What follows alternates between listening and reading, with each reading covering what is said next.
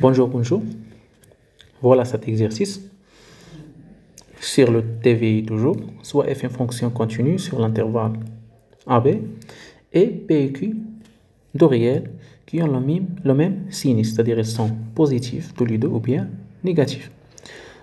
Montrez que il existe au moins un élément qui appartient à l'intervalle AB qui vérifie P fois f de A plus Q fois f de B égale P plus Q fois f de C. Donc cherchons ce C-là. Cherchons s'il existe ou non.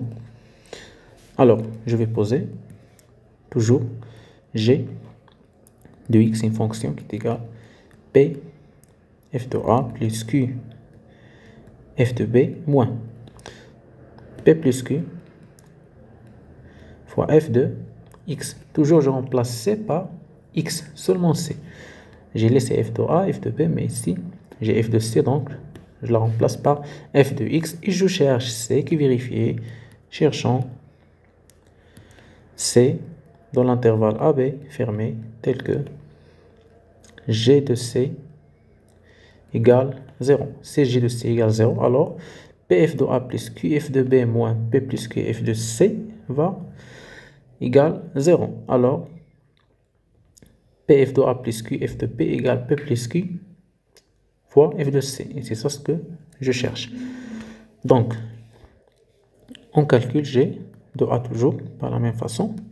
G de a égale p fois f de a plus q fois f de p. Donc, je remplace seulement c par x par a moins p plus q fois f de a qui est égal p f de a plus q f de b moins p f de a moins q f de a.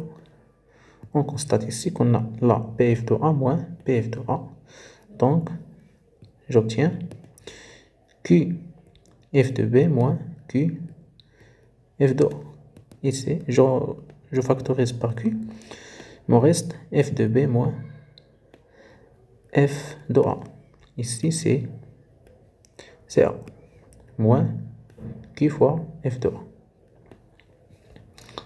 Et je calcule g de b. C'est pf de a plus q f de b moins p plus q fois f. À la place de c, je fais, à la place de x, je fais b, qui est égal pf de a plus qf de b. Je développe ici, c'est moins p f de b moins q f de b. Là aussi, j'ai plus q f de b moins q f de b. Et il me reste pf de a moins p f de b, qui est égal p facteur f de a moins f de b.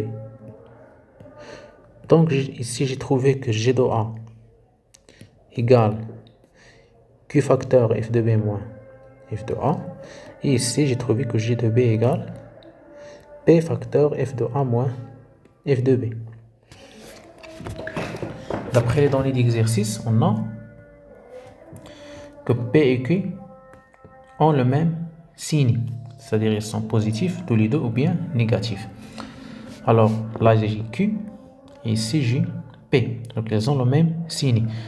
Donc pour voir si g de a et g de b ont le même signe ou non, je vais voir le signe de f de b moins f de a.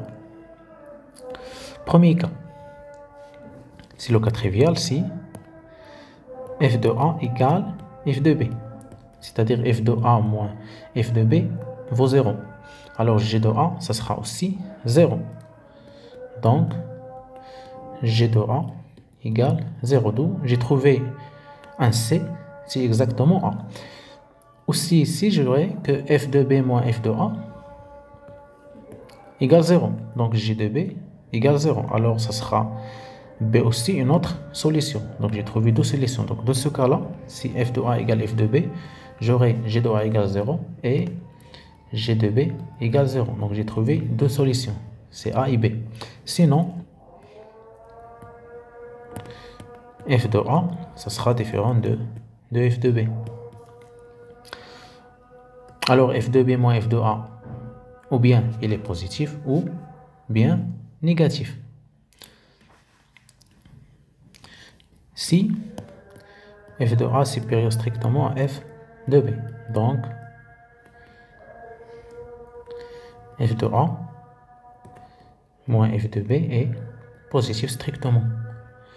F de b moins f de a positif strictement, alors si ça est positif strictement, alors G de A et Q ont le même signe. Donc, G de A et Q ont même signe.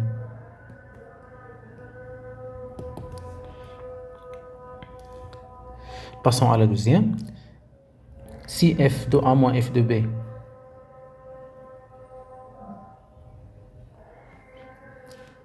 ici, f de A moins f de B est positif, alors ici, f de B moins f de A, c'est le contraire, ça sera négatif. Cette valeur ici, f de B moins f de A, ce sera négatif.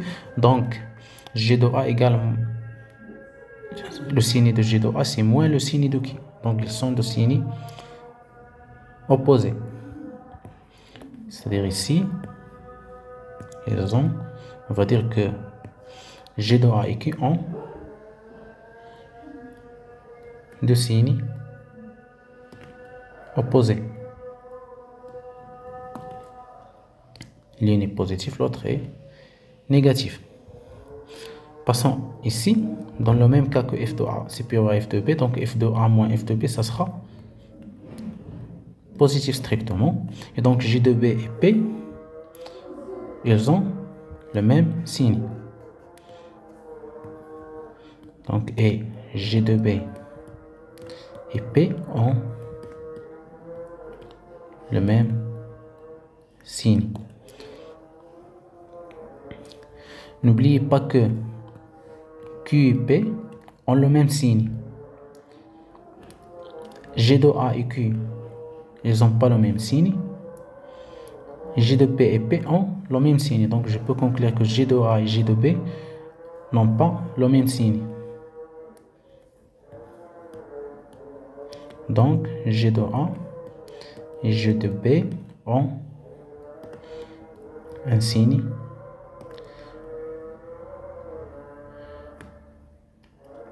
ont deux signes opposés.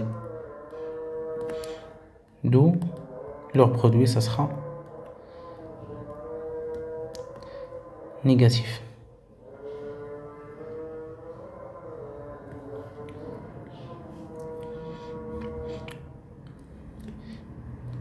Ici, P et Q sont deux réels qui ont le même signe et bien sûr différents de 0. P et Q sont différents de 0 pour avoir que G de A et G de B différents de 0. Donc leur produit, ça sera inférieur strictement à 0. Et or G est continu, car F est continu, donc il existe C appartenant à l'intervalle AB fermé.